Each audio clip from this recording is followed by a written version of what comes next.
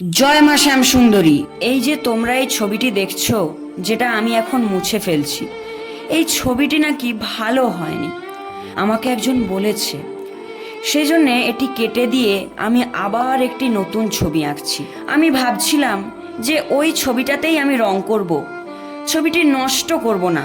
ভালো হয়নি, আমি ওই খারাপ ছবিটিতেই রং করব। কিন্তু একজন যেহেতু বলেছে, তাই আমার মনে হলো ওর কথাটাই শোনা উচিত। আমার ছবি তো সবার ভালো লাগবে না, তাই না? আমি তো সবার মনের মতো করে ছবি আঁকতে পারবো না।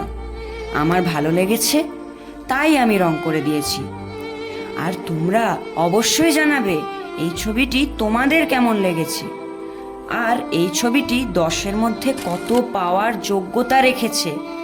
তোমরা প্লিজ জানাবে, যেন আমি বলতে পারি আমার ছবি ভালো লেগেছে। সবার না লাগুক, কিছু জনের।